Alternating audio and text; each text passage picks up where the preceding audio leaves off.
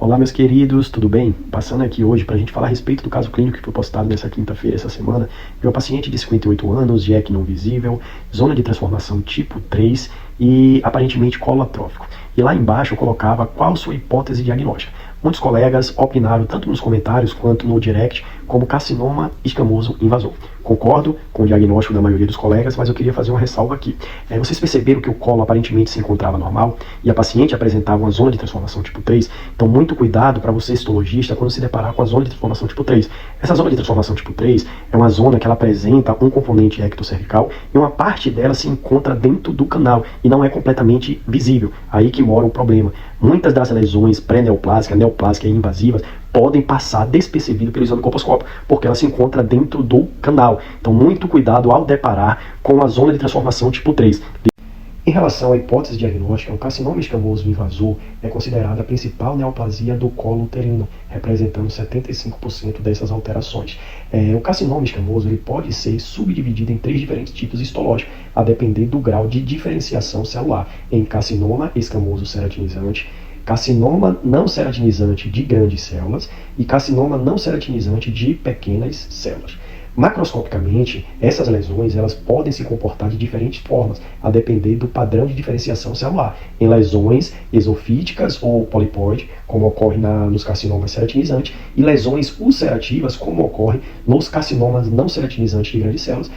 Quanto ao padrão citológico, o carcinoma escamoso invasor ele pode se apresentar, pode se comportar de diferentes formas. Isso vai depender do tipo histológico do tumor. Nos carcinomas ceratinizantes, bem diferenciado, citologicamente ele vai se comportar com presença de células isoladas, com um pleomorfismo acentuado, células fusiformes, giriniformes, células caudadas. O núcleo será densamente hipercromático, com a cromatina condensada, o que nós chamamos na rotina citológica de núcleo de aspecto de tinta de nanquim. Os nucleolos serão pouco visíveis devido à condensação cromatínica. Diálise tumoral, ela pode ser frequente, mas é muito rara nesses tipos de tumor, ok? Já nos carcinomas não ceratinizantes de grande célula, o padrão citológico já muda um pouco. A gente pode ter células isoladas, sim, células isoladas atípicas, mas na maioria das vezes as células se comportarão em grupos sinciciais, com um pleomorfismo acentuado, células com alta relação núcleo-citoplasmática, cromatina grosseira e, o mais importante, um padrão de clareamento cromatínico, com nucleolos proeminente em números aumentados e formas alteradas. A diátese tumoral nesse tipo de carcinoma é extremamente frequente.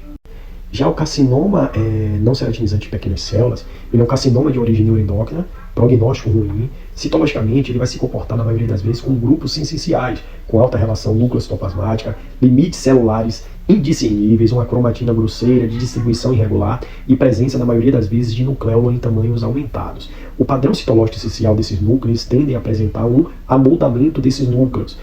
A diátese tumoral, ela pode estar presente também nesse tipo de carcinoma, beleza? Quanto às imagens que foi postada no caso clínico, a gente observa as alterações citológicas que sugerem carcinoma.